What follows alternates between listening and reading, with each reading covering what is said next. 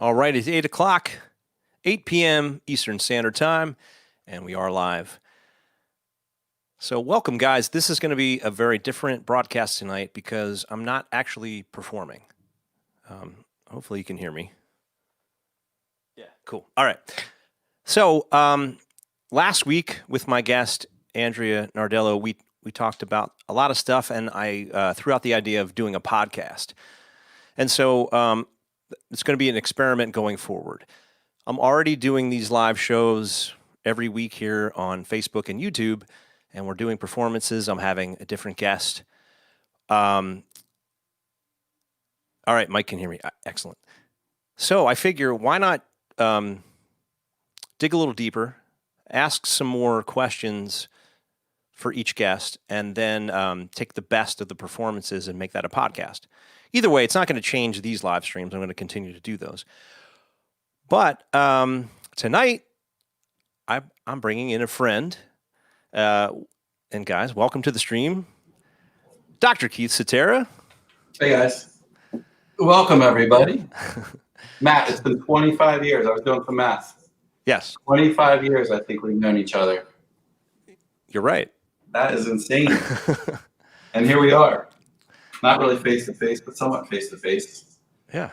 I had the opportunity to interview you, and you had played a few songs a few years ago at one of my classes. Excellent opportunity. Well, let me give my audience, your background. Can I do that? Sure, absolutely.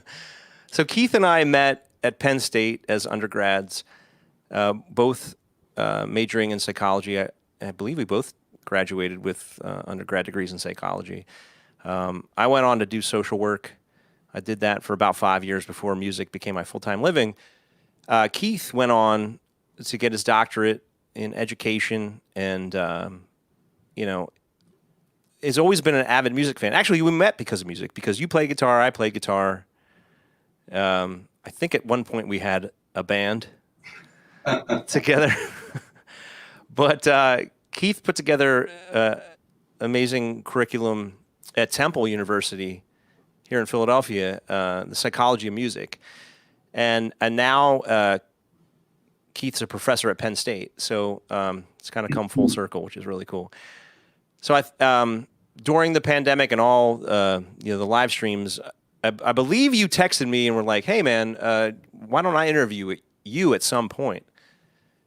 Just like, I did at Temple. And I was like, okay, well, this is the perfect opportunity. So tonight, here's my friend, Dr. Keith Cetera, and he's going to do all the talking pretty much. Well, he's going to do all the interviewing.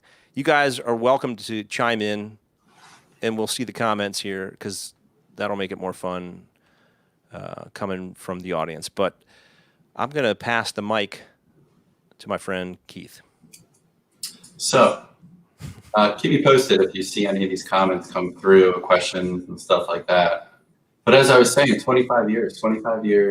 Our history goes way back. We played together here and there. We jammed, which I still have some old tapes of us when you make the fame. Bring them out from the vault. Keep them in the archive. Absolutely. What's it like playing every week or bi-weekly with a guest or even by yourself in your studio here over the platforms of YouTube and Facebook compared to playing in like a small club or even a concert venue? What would you say the main difference is, and are there any pros and cons? Because I could see how some musicians would say they need that live audience or that live interaction to kind of get that instantaneous feedback from the crowd. How does that compare and contrast? And do you see the pros and cons of each? So regarding my own concerts where I play my own music, the shift has been towards the audience, right? So, and I think we kind of talked about this on the phone, like imagine in your classroom if everyone could talk at once. Yep. All the students could talk at once. That's what the live broadcasts are like. So I think it's important to slow the pace down as far as performing. Like when you're in person on stage, you have some banter in between songs, but you know, you like to get to the next thing. At least I do. But that doesn't make for a good live stream experience. Okay, because then people feel like they're not being engaged. Right. So that's the number one thing, is just slow it down, look at all the comments and engage, like this one. And here we go. My friend Christine, she tunes in from Germany every week. And if she can't catch it live because of the time zone difference, she'll watch it after the fact. So what's up, Christine? Great to see you. And that's really the key to the live performance thing, or I mean, the live streaming thing. How long did it take you to, I would say, perfect the audio and the quality of the sound and the video of live streaming? How long did it take you to figure out, you know, what you need, what sounds best? Because you're somewhat doing it on the fly in the beginning, and then, you know, I've seen it evolve over the weeks. It's remarkable, you know, where you're at right now. So here's Carl, and Carl has become a friend and fan since the pandemic. So it's great to see you, Carl. Well, I was doing this like 2016, and the idea was to play for people that couldn't get out to see shows. So it started with a friend of mine, Melissa, and she'll probably be on here later. And she was dealing with cancer at the time. She was dealing with chemotherapy and the whole thing. And I was like, well, maybe we can. I thought of a number of ideas, but I was like, well, why don't I just like do a live stream for her? And that was before, you know, it was really popular or whatever. It just, the idea was, let me bring it to you. And I started doing that, and that, you know, caught on for a little bit. And so I kind of already had my setup. I was like, all right, I've got the camera. This mixing board I use is what I use live. And then I'll just put a speaker on the floor, so it feels like I'm in person, because that's what I'm used to doing. So I kind of have already had the gear. It was just a couple tweaks here and there, like, you know, a lamp or, you know, whatever it is. So it wasn't that difficult to do it. What about, and stop me if you see any questions come through, or else I'm going to roll on. Yeah, but, we're just everybody saying hello. Julie, and she's been a fan for a while because of her brother Adrian, who was a major supporter of the Philadelphia music scene before he passed. And I should have worn that's what I should have worn, my T-shirt tonight, from my Adrian T-shirt. Play It Forward, it's called. So, but yeah, this is the community that we have online. So anyway, yeah, I'm multitasking, which I'm not good at. So keep the questions rolling, Keith. What about what makes you pick or select that musician that you're going to play with for the following week?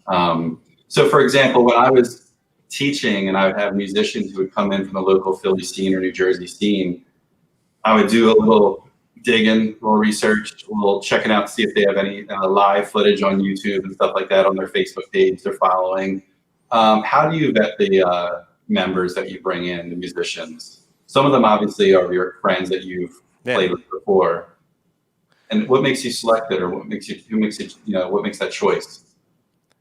Well, it's been easy because it's all been my friends, and now I'm extending past my network of friends. So it's exciting and scary at the same time, because I'm inviting people that could easily turn me down, but I admire what they're doing. So a great example is next week's guest. I won't announce it yet, but she's coming on as a referral, and we've never met or played together, but I think that I'm just glad she's doing it, and I'm going to continue in that vein where, you know, I've had 16, 17 guests, and I'm running through my friend list very quickly, and you know, I'm going to continue to reach out and ask people that, you know, don't know me from Adam, and that's fine, you know, and maybe they say yes or they don't, but that's fine. What about, let's see, who we have here? Amber. How's it going, Amber and Terry? Done. I know you guys. What about I'll bring this one up. how I far? wouldn't say legends, but thank you, Amber. How far, Matt? How far back does your musical experience take you, and what did you formally learn first as an instrument? Would you say, going way back to the early childhood? Wind, Wait, clarinet was the first, and then now is that by choice, or did someone no. say, "This is the instrument"? Well, it was. You know what? It was so weird. It was like, I was like, okay. I went to Catholic grade school, so like, there was no guitar, there was no like cool instruments. So I was like, I want to play sax. Like it's the '80s. Like you got Huey Lewis and the News. You know, like you got In Excess. You got like all the rock bands are throwing the saxophone. I'm like, dude, that's the instrument. So fourth grade, and it was cheaper to rent a clarinet. So they're like, my mom was like, you need to play the clarinet first, so we can see that you're serious about it. And then if you do a whole year of clarinet, you can play saxophone next year. So that's how that went. Mom, if you're watching, yeah, I'm putting you on blast. So I was serious, and then I got to upgrade to the saxophone after that. And then, so I did sax until 8th grade. And then we moved from South Jersey, Ocean City area, or actually I went to grade school in Ocean City. We moved up to the Philly area. Mm-hmm. I knew no one, and I did not want the stigma of being in the high school band. So I was like, I'm not playing sax in the band because I already have like 0 friends, Right. And I'm not doing that. So I switched to guitar, but I always wanted to play the guitar, so it was just kind of like the way it went. Did you take lessons, or did you just learn on your own? Because back then, obviously, YouTube was not around. We were looking at books because I was a guitarist myself. Yeah, so you were trying to figure out stuff on your own. Guitar at that point was just like books, you know, like you could buy a book and it had tablature, because like I could read music from the wind instruments, but I didn't know how to apply that to guitar. And really, the biggest thing was friends. Was like, right, this is a G chord, this is a C chord, this is a D chord. You're good, you know. And I would just do that, and then I wanted to learn every Led Zeppelin song. Mm-hmm. I could, and so I would look at the tablature, and then I would get to like the Jimmy Page guitar solo. I'm like, I'm effed. I can't even do that. So that's how it began. And then from that point on, when did you start recognizing the fact that you had some vocals behind you, that you were either going to be backing vocals or lead vocals? When did that take off for you? Well, that's funny, dude, because it's around the same time I met you at Penn State. And I know all these questions. I'm just going. But you were a guitar player. I was a guitar player. And I joined a band. I guess my high school band, we just broke up. Everybody went their own ways. We went to college. And then, I don't know. I was like, let me give this singing thing a shot. And they would give me, so it was a cover band. And the exciting part about that was I was underage. So I was like 19. I was getting into these bars and I was playing with this band, and it was so cool. And they let me sing like 1 or 2 songs a night.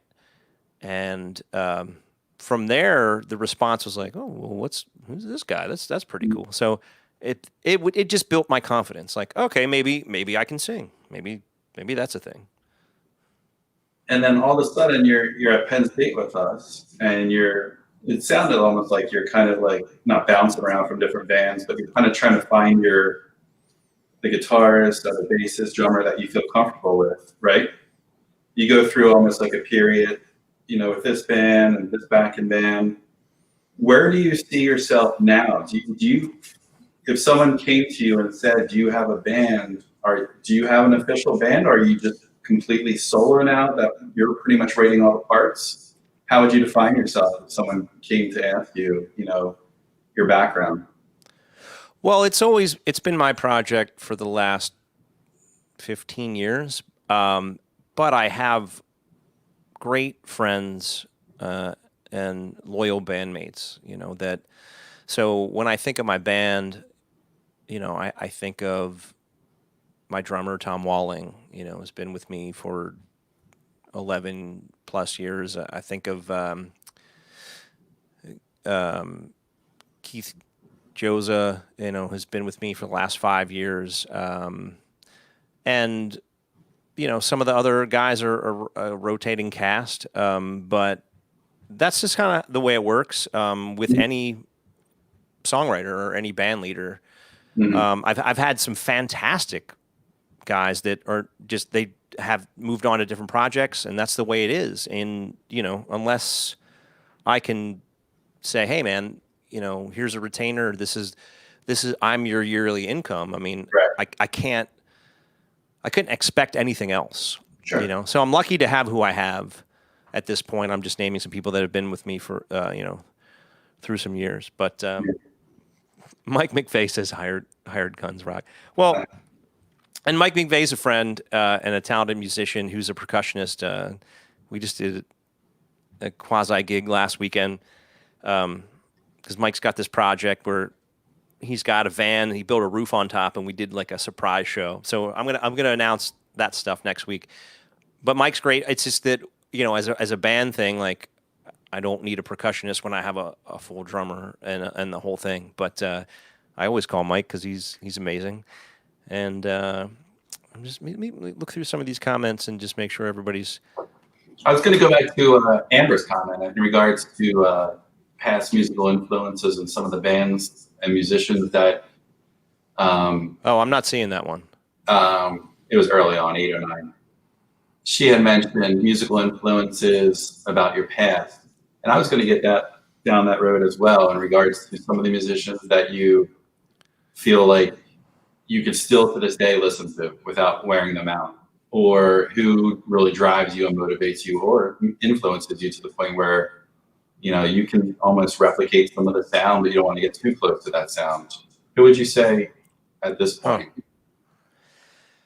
I mean, I don't like the influence question, as I feel like it's more exciting for the audience to come up with their own conclusions. They can hear it in my music, but the tail end of your question was like, who do I not get tired of? And really, there's no one. I have to go in cycles. So I like Spotify for finding new music and building playlists, and then I'll go back to stuff like, I don't know, like Pink Floyd, Led Zeppelin, or Beatles. I'll go back to that, or I'll get in an '80s frame and be like Phil Collins and Peter Gabriel, and or get in a '90s thing, and like I was just like a couple weeks ago, I was just listening to Soundgarden on repeat, and it's like. I don't know. I just or I'll pull up at certain around time 2015. Gregory Porter, fantastic jazz singer, and I'll just go through cycles with things. So yeah, there's nothing that I can't. I can get tired of everything, but it's more of like the frame of mind. And I think with music, especially, it's like, well, where do I want this to take me? Do I want to discover something new? Do I want to, like, there's a, when our first son, Charlie, was born, there was a song, independent singer-songwriter, I can't even think of his name right now, but Arms Around You. And it's like my wife and I, we always think of Charlie as a baby with that song, and so like when I put that on, it's like, from 2017, early 2017, it takes me back to there. If I want to go back to 1995, I'll listen to Dave Matthews. If I want to go back to childhood, I'll put on the Beatles or like Steely Dan or something like that. And so it's just, that's the way I think of it. What about? I'm always curious to ask this question to musicians. She said Hooters. Yes, Christine. I did have the Hooters on tape. I had my friends and I would listen to that. Oh man, you know what? I don't even know the name of the record because I hate to say this. It was dubbed. Cassette tape was dubbed, but All You Zombies, and it had like all the hits. And on the other side of that tape was Phil Collins' Susu Studio. So we would Whoa. listen to like Hooters and Phil Collins and flip the tape, and so yeah. Matt, I was going to say, what about your own music over the course of the last few years, especially the last, like, say, 5 or 10 years? There's a multi-part question here. Is Okay. it difficult for you to sometimes go back and listen to some of that music that you wrote and that you recorded, and is it like, oh, I'm putting that away? That's great at the time, but you know what? 5, 7 years ago, I'm in a different place at this point. Yeah, obviously. So the first, I mean, I've done a bunch of recordings, but I don't think you can find anything prior to 2010 online anymore. Just because, yeah, for that same reason. So, so yes. Until I put it up there after you become Well, really famous. it's not on Spotify or Apple or any of those places. What about any questions that come up? I don't want to steal the entire. So, guys, ask some questions. We just have some comments, but yeah, we have no actual questions. It's just so Christine says she won't tell. All right, don't. And Keely, and we danced like a wave on the ocean, romance. Yeah, so just checking in with people, and again, this is a different format. I will be playing the new single, okay, and I'm not performing it. I'm just gonna play the recorded version, and then if anything, guys, please click the link and pre-save it. Okay, so your favorite streaming platforms, the links are there. If you want to buy it, that's fine too. But streaming it is the majority of the options, and you pre-save it. So it's going to come out on September 1st. It's a Tuesday, and yeah, so you'll be able to share it with your friends at that point. And then we have a question coming in from my friend Julie. Do you know the effect you have on your fans? Okay. I don't, because I have a weird thing about saying the word fans. Like, I think it's cool and all, but I call everybody friends because it just feels strange to put people on the other side of the fence like that, especially as an independent artist. I just, so effect, I hope that my job is essentially to well, especially with the pandemic and the live streams, is like I wanted to bring people some distraction, like when they couldn't go out and they couldn't do anything normally, they could sit at home, have a drink, and watch me perform with a guest, and just kind of forget. Sometimes you want to go and just forget about your troubles for a while, and the whole thing. So that was my aim for that, and at any point in my career, I just hope that people feel something from my music. Good, bad, it doesn't matter, just as long as it moves them somewhere. So that's I hope I answered your question, Julie. Thank you. And Carl says, yes, I already did that. Oh, no, he's talking about the link. Okay, great. Oh, we got Keith. We have a guy named Terrence Mann on here. Terrence Mann. Should we censor this? Earlier. All right. So I believe that Terry was he was part of our band that never took off in college, and but we all met at the same time in the mid '90s, playing guitar and loving music. And so Terry's question is not about influences, but you're talking about life experiences that you have found in the, okay. So what makes my way, or what experiences make their way into songs? And thanks for that question, Terry. Because I'm not a big love song writer, that's like, I feel like that's the majority of songs. They're love songs, and it's awesome. But I write about things. I feel like they're not popular themes, and maybe I need to work on that. The single I'm debuting tonight is more of that like love popular kind of theme, but I just write about what I'm going through, and I hope that people relate to it. So a couple of my newer songs. I wrote a song about the way the pandemic affected me. The title of it is called "The Fight of My Life," and it was just about losing my identity, essentially. Like, how do I continue? How do I support my family? How do I do or make the art that I've been making for the last 20 some years? How do I do any of this anymore? Because it's all been Sure. just annihilated essentially. So I don't know if that's like a good way to write songs. Maybe it's selfish. I don't know. It's cathartic.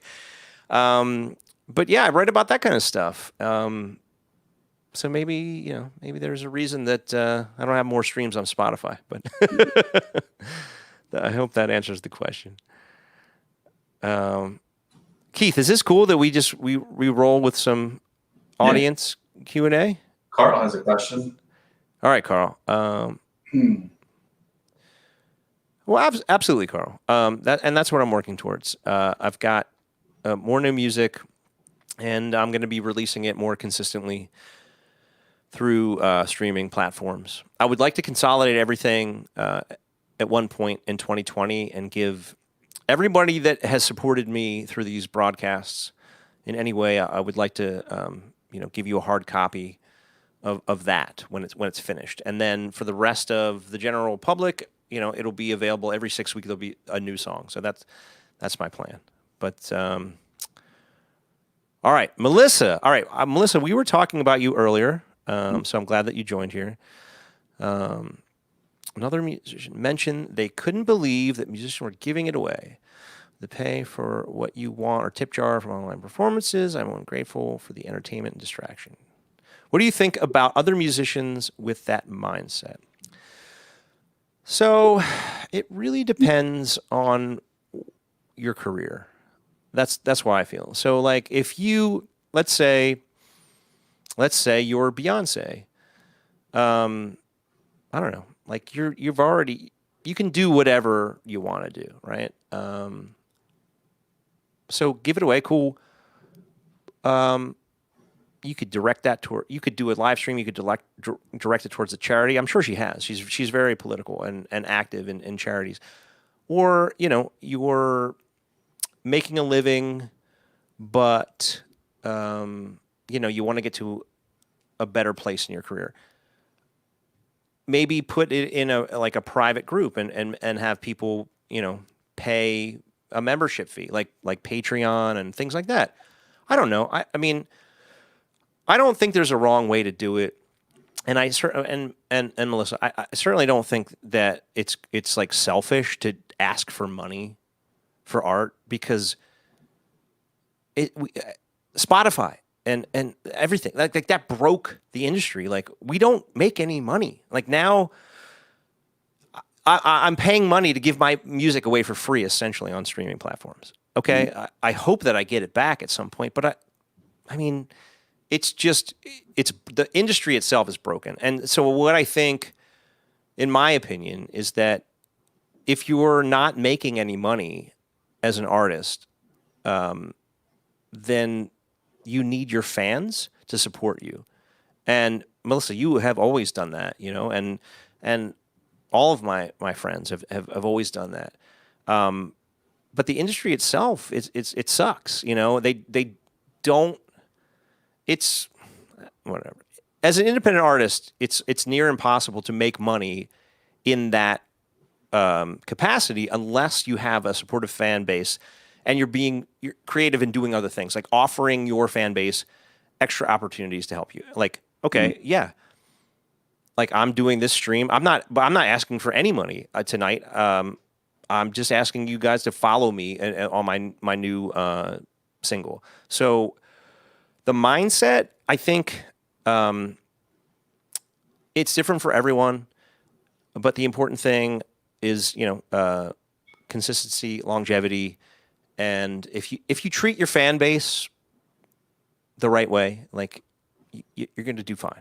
So I can't say what's right for everyone, but I hope that answers the question.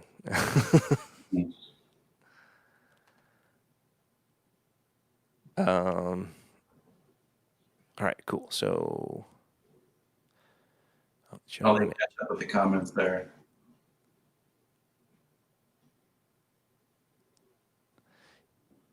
So yeah, yeah. So we were talking about you. We were only saying nice things.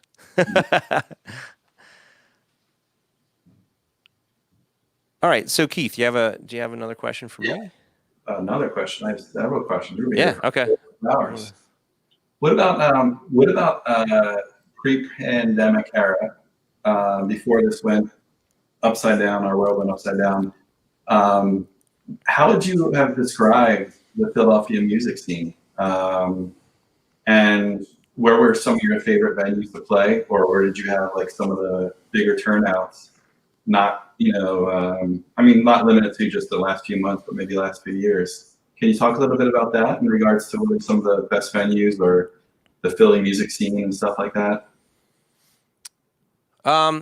Okay, so Philly music scene, my favorite, and I'm going to go a little bit further with this, is the radio station XPN, and XPN and Helen Light that always give me a ton of support. And if I couldn't pick a better target audience, so that I feel like almost fell in my lap, like 15 years ago when a manager at the time mailed in a CD and Helen started playing it. So as far as that goes, that's been amazing. Venues, it's tough because things change over the years, and have had an easier time in different parts of the city. Like initially Manayunk was my spot, and then Center City, and then Old City, and then the suburbs. So I can't say, a venue has been consistent over the last 15 years because really more my fan base, they, prefer different things. And as far as like musicians and stuff, I mean, I've got, a short list of people that I admire, and because I've been in this for, a long time. Like I'm obviously not a young dude. I'm in my 40s, and I've been hitting this, the whole time. And what I've done is I've actually, I've connected a lot more with musicians from all over the country, especially Nashville. And so, I don't know, in a weird way, like Philly is my home, but I'm not super connected to it musically. And I know that sounds like crappy to say, but it's just been my experience. Mm-hmm. What about, I'm not checking comments. I'm not doing my job. I'm sorry. That's all right. I think I may have asked you this question because it's one of my questions that I'm just dying to know. Actually, one of my top 3 questions usually for musicians and bands is, how do you describe and put it into words, like when you're up on stage or even in this platform and you see, a lot of people logged in and actually taking time out of their day to either watch you through this platform or even take time out of their day, drive 45 minutes, go into the city, grab something to eat, make your show, and they're standing there waiting for you to come out, and all of a sudden, they're in the crowd and they are singing along to your songs, or they're requesting your songs compared to back in the days when it used to be cover bands. My question therefore is, what does that feel like for you in regards to when you're up on stage or when you hear people requesting your own personal songs and you hear them singing along, or you can see them lip syncing in the background? What's it like? Because many of us will never experience that, including myself. We'll never experience that, in our lifetime. What's it like for you to describe that? Is it just like, I don't even know where to begin. How would you describe it? It is a mix of a lot of emotions, and I think a lot of times, especially when I was younger, it was a lot of nerves, like nervous energy, and just like, and I think as we all get older, like we all appreciate things more. Mhm. and the scarcity of things, because we only have so much time on Earth. So yeah, especially the beginning days, it was always like I don't think I could really think about much because I was always too nervous. And Mhm. now I'm just like, man, I can plug in right in my house and play music, and people are going to show up online. Like, that is awesome. And that just made my day. Mhm. Um, but I do remember, to your point, when someone comes to a show and they're like, man, I drove from wherever and I got a, hour and a half and I came out here to see you or to see the show. It's like, wow, like Mhm. I'm just floored by that. So, I think it's important to stay present, while you're performing and remember that, because you've got so much going on in your mind. Like it's like 18 things at the same time. And can you make that space in your Mhm. mind to just remember that you're in that moment right now? You're Right. extremely fortunate to just be doing what you love and people are appreciating it like that. And that I think that's the biggest challenge. It's Mhm. it's just like all the other things that are going on, um, especially at a venue. When you're in person and you have so many things to focus on, to just be in that moment while you're live and you're singing and you're in front of a crowd, and just remember, like, this is happening right here, right Right. now, and I'm grateful for this. Right. I can only imagine that. First off, it has to be an adrenaline rush. Number one. Sure. Number two, you have to, like, when you decompress and after the show, and whether you grab a drink at the bar with a few of your friends or bandmates, or even on your drive home, Yeah. you sit there and process, and you're thinking, "Wow, I just had 150 people show up, and some of them just came up to me nonstop after the show. This was crazy." So it has to be somewhat of an adrenaline rush for you to, really make you feel appreciated, number one. And number two is to say, okay, I can do this. I can do this next month or in 2 weeks from now and make it work. These people are actually coming out to hear me sing my songs compared to Mm. not putting down all cover bands, just a few cover bands down, in the other bar. Well, My I think it's initially an adrenaline rush, but there's so much, at least for me, that's just nerves involved in it. So I really like to have just some quiet before I go on, especially in person, just to kind of get in the mindset or get ready for it, because otherwise I just feel like frantic Mhm. when I'm on stage, because Scratch it's it just, all. just so much, like, okay, Yeah. so adrenaline, I get it's good to a point, but in that situation, like your senses are heightened, and it can really detract. Right.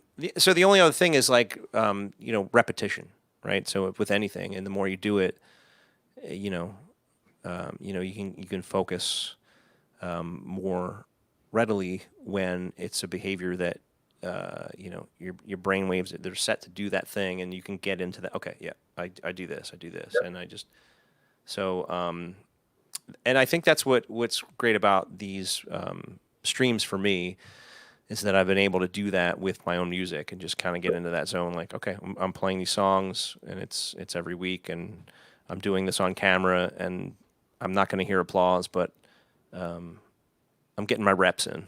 Mhm. Absolutely. Do you, and I apologize, I'm not looking at the comments like you are, but feel free to stop or pull one up if you see a question in there.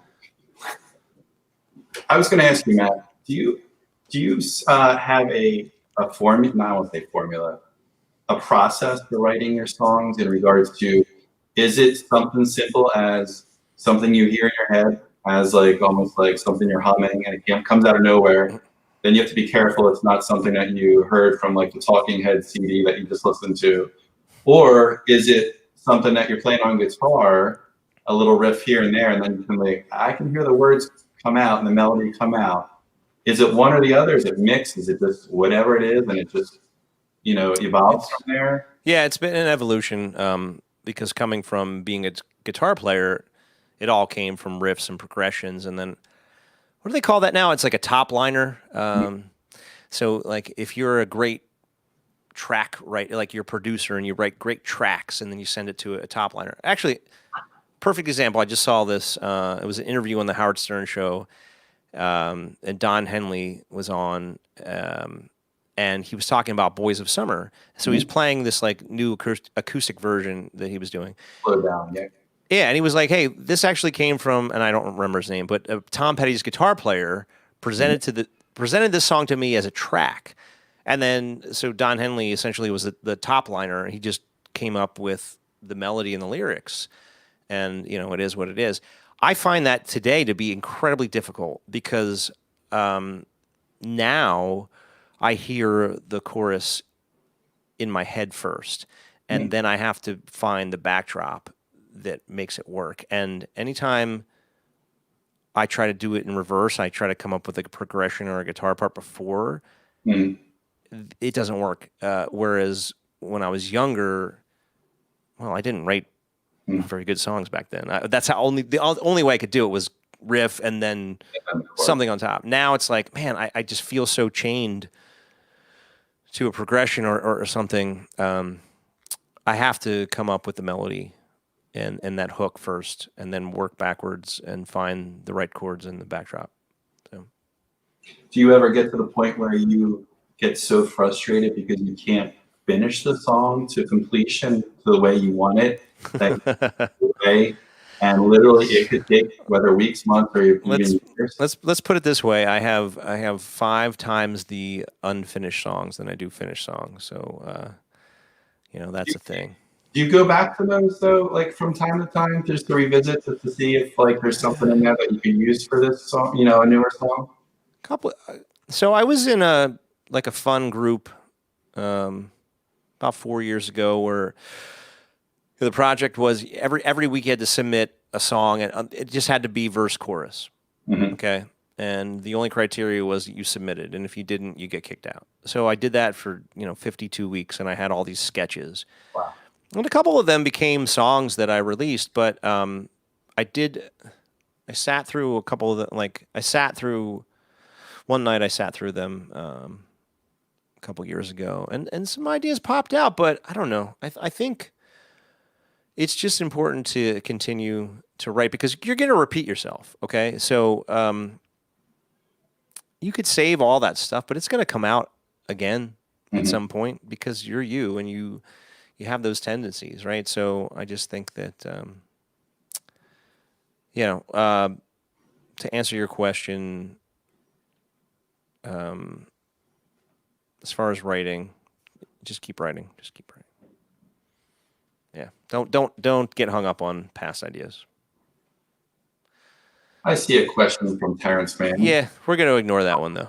But I don't answer that question because if you take this light out of here, it's creating a redness of a Loompa Loompa look of my face.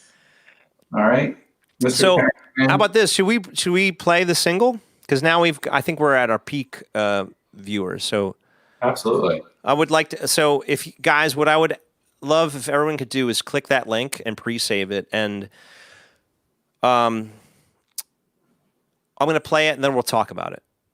All right. So I'm going to put my headphones on because I can't hear the track through my speaker. Here you go. Now I can hear myself here. And so please comment in real time as this song is being played. I'm going to pull it up.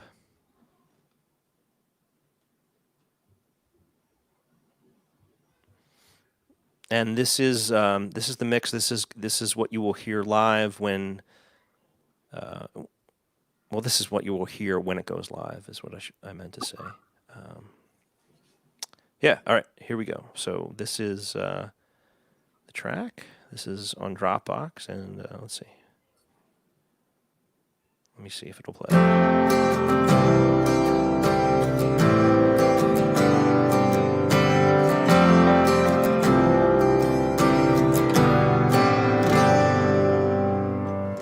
auburn autumn sky, the smell of burning leaves. I'll take a little drive before I put the hardtop back on the Jeep. Ray-Bans on the rear view and sandals on the floor. I bought a towel in the back seat and an empty beer can in the door. Suddenly I can see her right next to me, riding with her bare feet up on the dash, thinking that the red light could never last long enough as we kissed. I could taste the salt water on her lips. I was feeling love at my fingertips. Just like summer, she slipped away, and all she left, sand on the dashboard, sand on the dashboard.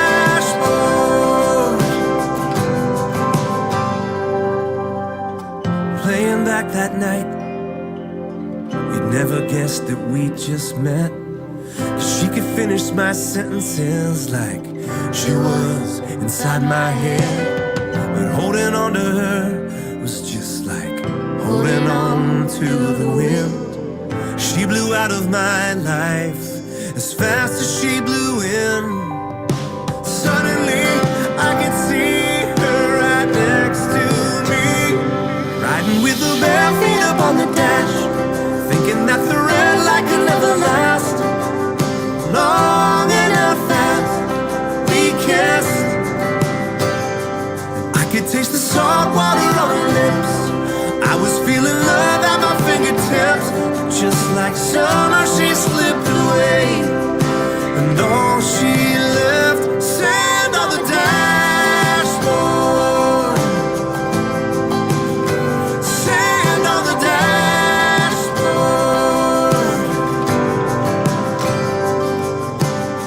I've watched this Jeep a few times since, but that one spot I always miss with a windshield and steering wheel head. Riding with her bare feet up on the dash, thinking that the red light could never last long enough as we kissed. And I could taste the salt water on her lips. I was feeling love at my fingertips, but just like summer, she slipped away, and all she left was sand on the dashboard, sand on the dashboard, yeah, sand on the dashboard.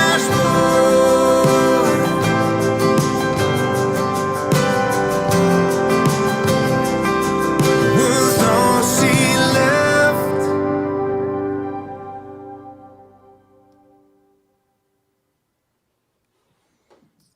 Okay, so Will and Christine had the same question. Who was singing with me?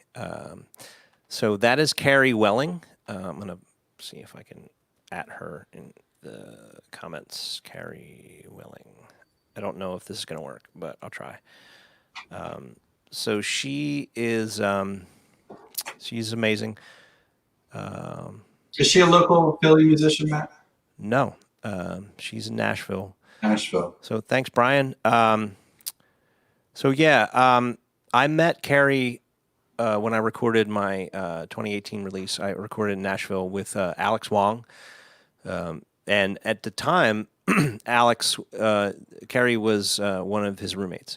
So "Living in the Moment" is a song that I have out on all the streaming platforms, and it just wouldn't have been the same if Carrie didn't sing on it, because it was really about a relationship, a marriage. It's like, and you know, all of you guys that are married, it doesn't matter if you're, you know, heterosexual or not. Like it's just things kind of,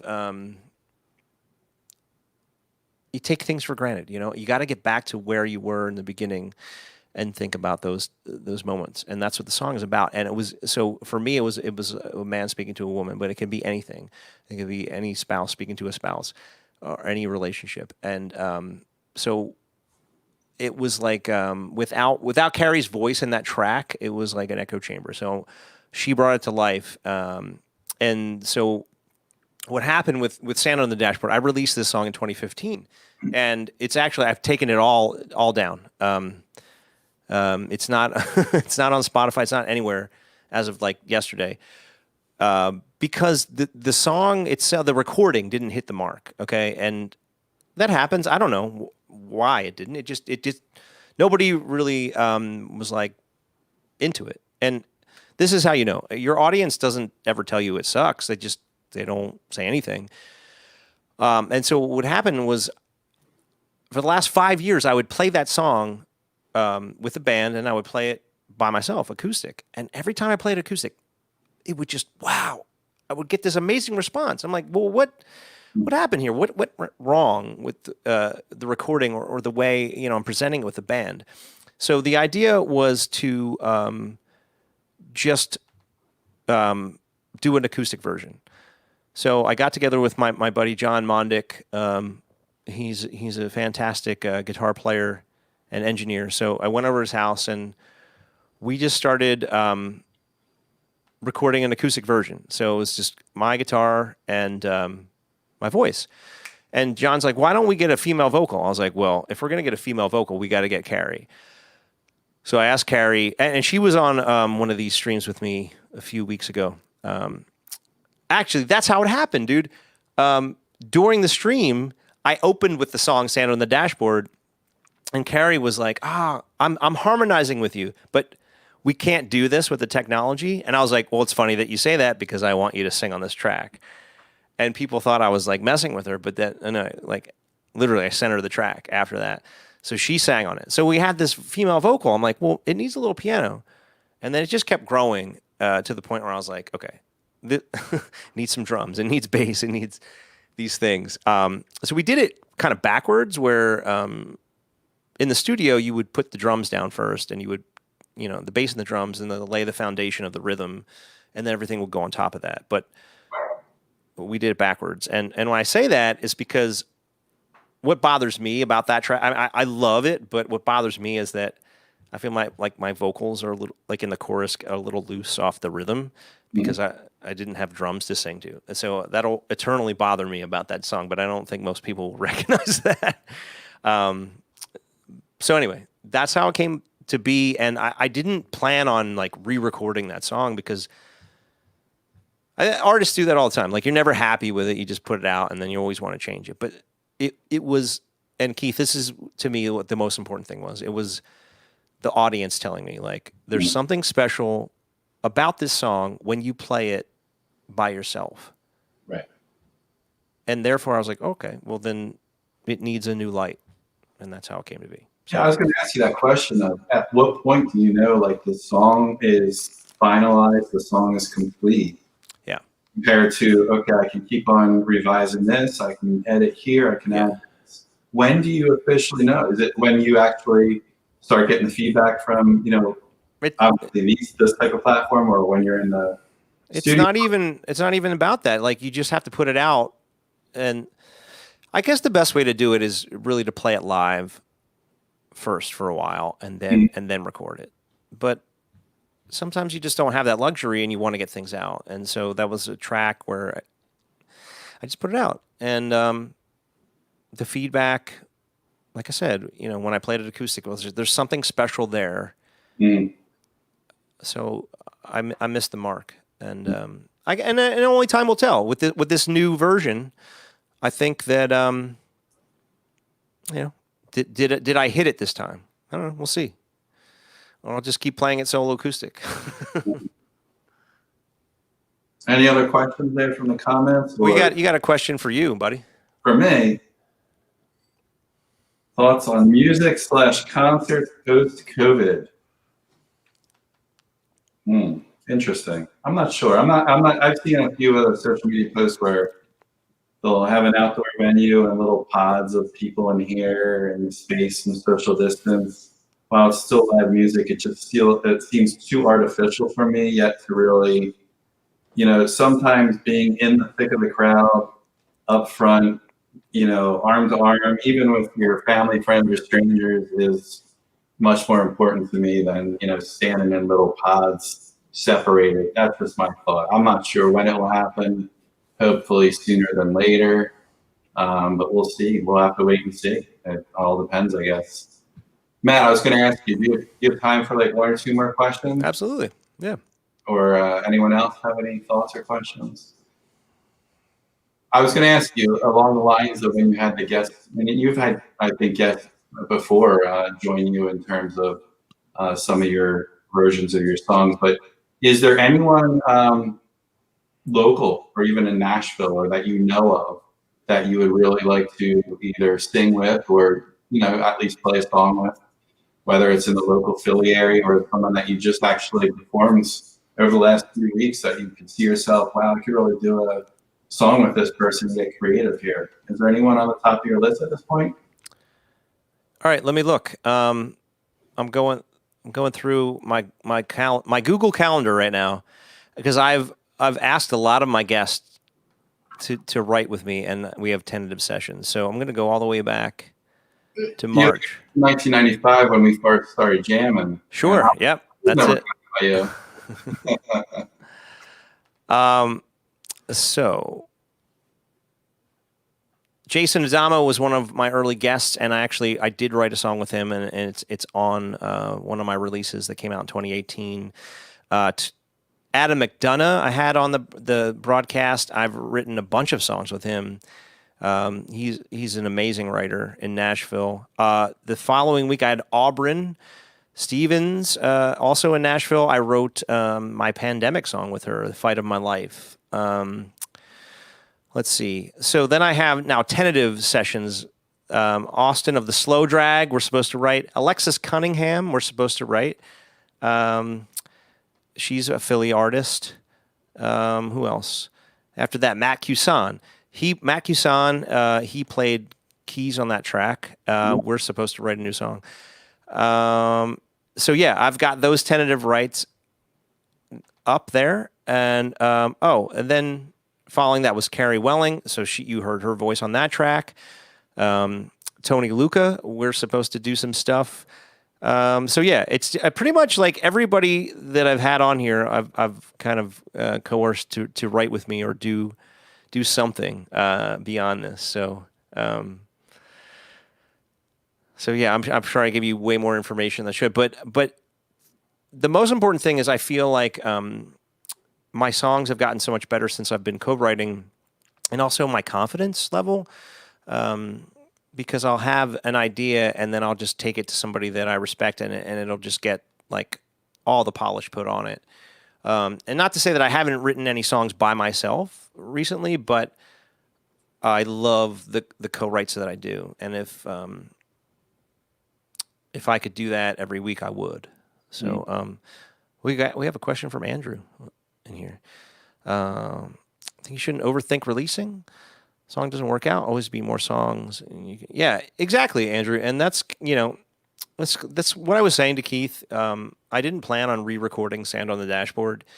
It's just that my audience told me, right? All the live performances, every time, solo acoustic, like, that's a fantastic song. I'm like, well, why don't people like it when I play it with my band? Because my band's amazing. And why does it have like less than 1,000 streams on Spotify? Well, it just didn't hit the mark. And that's just listening to your audience. So I have a good feeling about this release. It's gonna get a lot more traffic. But even if it doesn't, it's just part of the process. And I'm going to be releasing songs like every probably 2 months after that.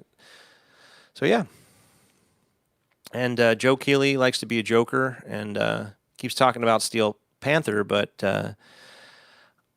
I hate to break it to you, Joe. Like it's not going to happen. It's not. No Steel Panther in your future when it comes to these streams. But I appreciate you tuning in every week. So yeah, that's pretty much it. What I was talking about before is like I'm going to make this into a podcast. The guests and things, I'm going to just consolidate as far as the weekly streams go, I'm going to have more questions for my guest. Tonight's different because, Dr. Keith is interviewing me, but there'll be more questions and we'll still continue to play. And then at the podcast is concerned, it's a completely different audience. And, we'll see how it goes. But it won't change what I'm doing weekly with this broadcast. So I hope you guys continue to tune in. I hope you clicked on that link and follow my upcoming release and pre-save it. Ready? I have a few more things in closing, Matt. You ready? Absolutely. All right. First off, where could people easily access and find your music? If they wanted to download some stuff or buy some stuff, where is it? I mean, you can buy stuff on Apple, iTunes, and then you can stream it there on Apple Music. You stream it on Spotify. Anything, wherever you listen to music, you can find it. And if you want to message me, you can do that here or info@mattsantry.com. You can send me an email. I have to ask a question. I always ask somewhat a real different question at the end of all my classes and all the times I interview musicians. You ready for this one, Matt? I don't know. Am I? We're going to say, would you rather, because speaking of concerts, it's extremely difficult for me to go weeks, if not months, without seeing live shows, as you know. Right. So question for you, I ask this to many of my friends and family members. Would you rather see the first concert you ever been to, or would you rather see the concert that you last saw right before the pandemic started? Oh, definitely the first one. It's like your first love. It was a 1990. The Spectrum in Philadelphia. The headliner was Aerosmith. And the opening band was this brand new band called the Black Crowes. wow. And it was fucking amazing. I was 14 years old, and dude, that just dawned on me like a couple years ago. Right, so I'm 44 now, but I remember like feeling in my I'm like, man, am I just too old to do this shit? And I thought about my first concert in 1990, and I was like, Steven Tyler was a fucking rock god, like just the whole thing and the bandana and just like. Mm-hmm. And I'm like, well, maybe I can't relate to younger kids. So I'm 14. Steven Tyler was 42.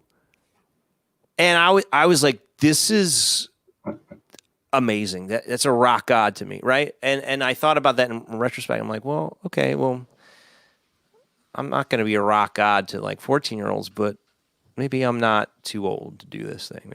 Maybe just keep going. And Now, on the other hand, too much to ask, what was the last concert you saw before the pandemic?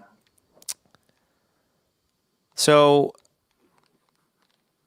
it had to be in Nashville because I had just played down there with a pickup band, and I always go see music when I'm in town, when I'm in Nashville. So it had to be that, and I want to say it was like, because Nashville before the pandemic also had a tornado that just like tore through the town. The Basement East is this like awesome venue, and the tornado just ripped a hole like right through the center of the venue in East Nashville. So I think that was like the last place I saw a band play like a concert, which was like insane. And I want to say that was like late January. Yeah, because in March I think I went down and I played the gig and I came home, and I don't think we watched the show, but yeah, I was down there. Yeah, so it was in Nashville, late January 2020 at the Basement East, and then since then a tornado ripped it up, and then we had a pandemic. So yeah, not great things. Lots changed. Any other questions or comments from the guests on the side? I can't see, but I think we've covered them all. Yeah, dude, this has been cool. I'm glad that you came on. I'm glad that you asked me, about this a few months ago, because that's the toughest thing about streaming. You're in a vacuum, Right. and at least you and I can have a conversation and talk and kind of feel like there's discourse and whatnot. My last one besides you was Kayla's first one. Okay, so Renee saw me a couple weeks ago in Ardmore with Jeffrey Gaines, who's a fantastic singer-songwriter. So that was fun. And I think I'm going to wind up going to a drive-in concert on Friday night, if it all works out. Please report back to us. So It was. When actually is your next live stream show? If anyone wants to jump on. next Wednesday. Next Wednesday. Okay. Next Wednesday, I'll be on. I usually don't announce it, but Rebecca Correa from Nashville, amazing singer-songwriter. So she is going to join me, and then I'll have a whole lineup for September and more of that. So Brian wants to know what beer I'm drinking. This is Bell's Two Hearted. This is definitely my favorite beer. Sipping on that through the broadcast. And if there's any, you know what, guys, if there's any other topics that we should talk about during, the live streams, let me know. Sometimes I pour whiskey and talk about that. I don't know. Whatever's interesting. But yeah. Thank you, Matt. It was an absolute pleasure to talk to you, interview you, ask you some questions, and hear your new song. It was incredible. Really good. Good stuff. Thank you, brother. And if any of your musician friends or band friends want to use me as a host or interviewee or interviewer, please let me know. Okay. And well, so I met Joy Ike yeah, through you, and I met Alexis Cunningham through you, and Yep. I've had them both at my concert series in Philly. I just saw Joy the other day. Mhm. So yeah, absolutely, man. It's a good Sounds- connection. All right, Matt. Thank you so much. All right. Thanks, guys. Please follow that link. Santa on the dashboard. Please pre-save it. All right. See you soon.